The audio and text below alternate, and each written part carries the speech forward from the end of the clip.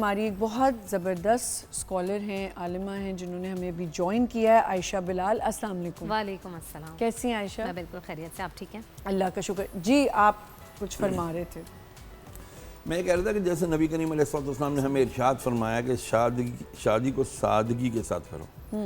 قرآن مجید سورہ اعراف میں بھی اللہ تعالیٰ فرماتا ہے کہ اسراف نہ کرو، کہ اللہ اسراف کرنے والوں کو پسند نہیں کرتا۔ پھر فرمایا کہ جو تبذیر کرتے ہیں یعنی فضول خرچیاں کرتے ہیں وہ اخوان الشیاطین ہیں، شیطان کے بھائی ہیں۔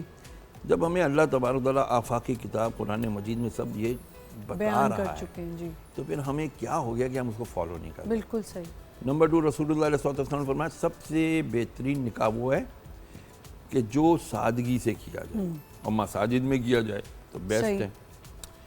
اب حق مہر بھی فرمایا کہ وہ رکھو جو آسانی سے ادا ہو جائے۔ حق مہر پر بھی ایک چیز عرض کروں گا بعد میں انشاءاللہ۔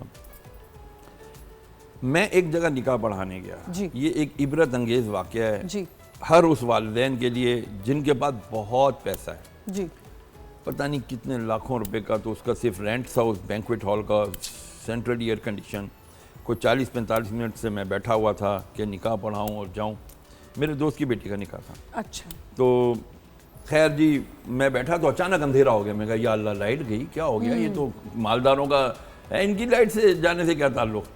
تو پتہ چلا جی پھر ایک دم وہ اسپاٹ لائٹ چلی، وہ لائٹیں جلی، اوپر سے پتیاں گری۔ ہاں بچوں کے شوق۔ It was very first experience of my life. اچھا، کہ ایک دم دیکھا کہ جی وہ بالکل رومن امپائرز کی جو کوئنز اینڈ پرنسز ہوتی تھی نا، ان کے پیچھے بچوں نے اس کے وہ کپڑے پکڑے ہوئے ہیں، ویل پکڑی ہوئی، اور دولہا دلہنیوں ہاتھ میں ہاتھ ڈالے آ رہے ہیں۔ یار ابھی تو حلال بھی نہیں ہوئے ہو تم لوگ، یہ ہاتھ میں ہاتھ ڈالے کیسے آ رہے ہو؟ نکاح بھی ہونا تھا، نکاح بھی ہونا ہے، پہلے نکاح بھی ہاتھ میں ہونا، ہاتھ ڈل وہ گئے۔ جی پتیاں گانے، اور پھر وہ آگے ہوئے ایک دم وہ ڈھول آ گیا تو سارے مشٹنڈے ناچتے ہوئے آ رہے ہیں۔ یار کچھ تو خیال کرو۔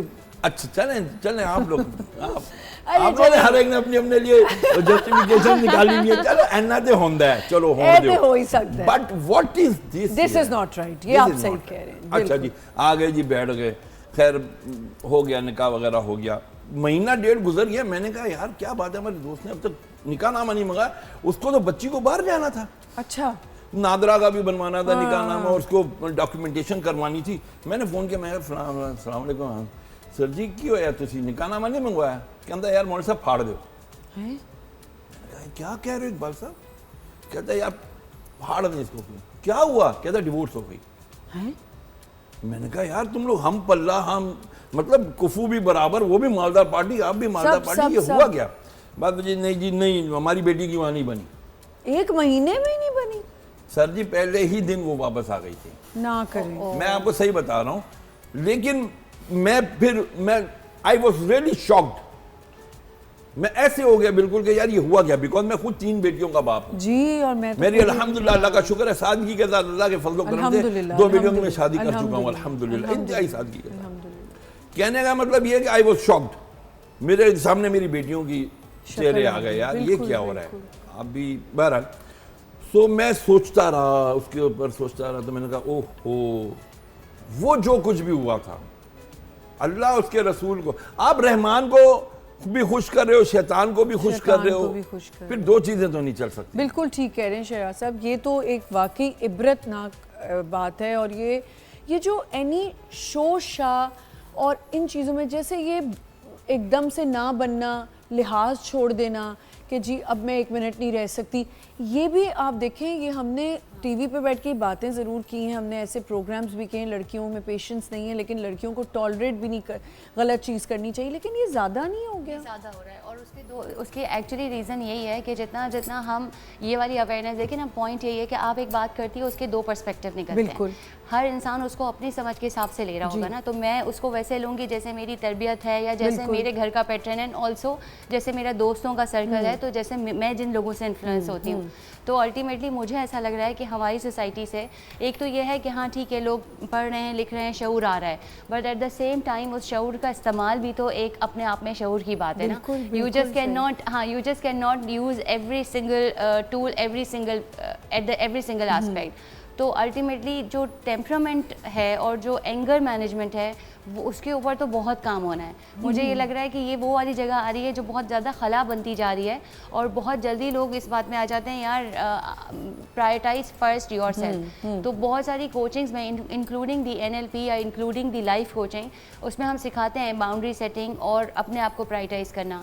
لیکن اپنے آپ کو پرائرٹائز کرنے کا ہرگز یہ مطلب نہیں ہوتا کہ سیلفش ہو جائے. دیر از اے ویری بگ ڈفرینس کہ آپ اپنی صحت پہ پرائرٹائز نہ کریں, آپ اپنی مینٹل ہیلتھ پہ پرائرٹائز نہ کریں, بٹ اس کا ہرگز یہ مطلب نہیں ہے کہ آپ ہر اخلاق سے جائیں. میں وہی کہنا بالکل آپ سے باہر ہی ہو جائیں, آپ ٹالرنس اتنی بھی نہیں کہا کہ آپ بالکل ہی ٹالرنس ختم کر دیں. ٹھیک ہے, آپ غلط بات کے لیے ضرور اپنے اوپینین دیں, لیکن غلط نہ کریں. عائشہ, کیونکہ اسلام میں بھی یہی کہا جاتا ہے کہ آپ سادگی سے شادی کریں. اب یہاں پہ آپ دیکھیں سادگی کو پہلے جو 3 فنکشنز ہوتے تھے اس میں بھی تھوڑا بہت مینج ہو جاتا تھا, لیکن اب 9 فنکشنز اور بہت زیادہ اس چیز کو بڑھاوا دے کے شوشا میں تبدیل کر دیا گیا. بسم اللہ الرحمن الرحیم, اللہم صلی علی محمد وعلی آل محمد.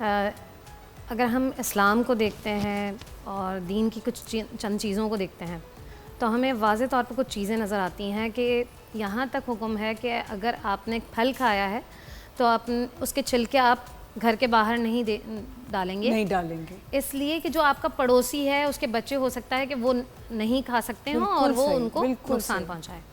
آج کل کے معاشرے میں آپ نے یہ فنکشنز کی جہاں بات کی ہے, ہمارا فوکس ہوتا ہے مہر کم سے کم ہو, اور ہم اس پر اس پر بات بھی نہیں کرنا چاہتے. بالکل نہیں. ٹھیک ہے, اچھا فنکشنز پر ہماری, اور میں نے یہ دیکھا کہ ایک باپ جس نے بیسیاں بھری, اور میں اس کی اسٹرگل اگر میں دیکھوں تو وہ صبح نکلتا ہے گھر سے, پورے دن وہ محنت کرتا ہے, اور اس کا بھائی بھی اسی طرح سے محنت کرتا ہے اس بچی کا جو فنکشنز کروانا ہے. ٹھیک ہے, یا وہ لڑکا جس کو ولیمہ کرنا ہے تو وہ اپنے اوپر اپنی ذات پہ اتنا خرچ نہیں کرے گا, وہ یہ سوچے گا مجھے کھانا کتنا کرنا ہے, مجھے فلاں سے کتنا قرضہ لینا ہے, مجھے سود پر کتنا قرضہ لینا ہے, صرف اس لیے کہ لوگ یہ سمجھیں کہ واہ کیا شادی کی. ٹھیک ہے, اور بصورت دیگر وہ گھر میں نہ اپنی امی کو پراپر تنخواہ دے پاتا ہے, نہ اپنی بیوی کی خواہشات کو پورا کر پاتا ہے.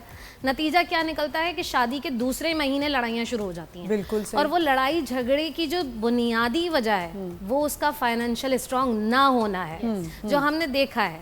اگر عورت کو پیسہ ملتا رہتا ہے, اس کی خواہشات پوری ہوتی رہتی ہیں, تو وہ مزے سے زندگی گزارتی ہے. ادروائز وہ کیا کرتی ہے کہ وہ جھگڑے پر وہ کہتی ہے کہ فلاں نے تو اتنا کیا تھا, تم نے کیا کیا.